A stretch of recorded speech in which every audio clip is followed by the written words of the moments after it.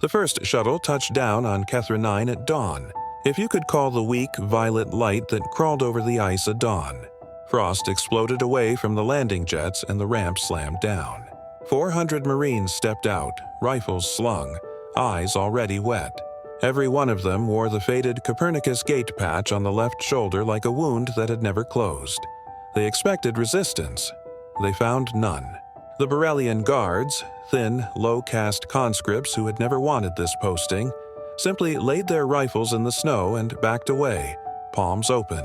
One of them, trembling, pointed toward the main barracks and whispered in broken English, "They're still alive, most of them." Inside the first long hut, the air stank of sickness and despair. Rows of triple-stacked bunks held shapes that had once been human. When the overhead lights flickered on, hundreds of gaunt faces turned toward the doorway, too afraid to hope. A sergeant stepped forward, voice cracking. "My name is Ruiz. We're from Earth. We're here to take you home." Silence. Then a woman in the back began to sob. The sound spread like fire in dry grass until the whole building shook with it. For 6 weeks, the Marines walked the camp with a single data pad that held the original station manifest. They read every name aloud, once. Chandra Okoye. A cheer. Marcus Delgado. Silence. Lily Park, age 8 at time of abduction. A 12-year-old girl near the back stood up slowly, clutching a scrap of blue and white cloth. She walked the length of the hut, placed it in a Marine's hand, and asked, "Is this really your flag?" "That's our flag, kid. And you're coming with it?" In Barracks 17, they found prisoner Dakuzozor 4117 curled in a solitary cell no wider than a coffin. The wall was covered in 4,392 scratches.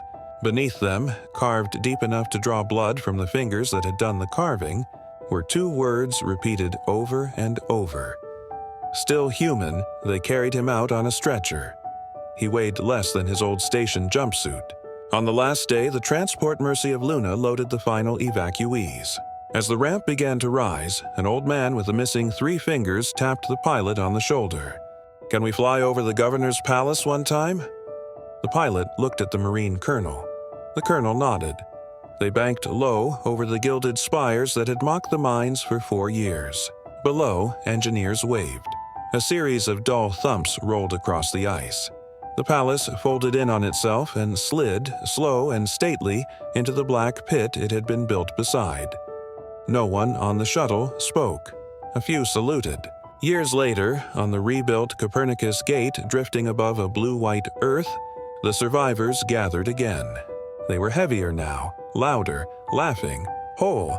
Children who had never seen real sunlight ran between their legs. They unveiled a plaque together. It was short. They took 18,000 of us. They kept none. And underneath, in letters no one will ever forget, humanity keeps its own.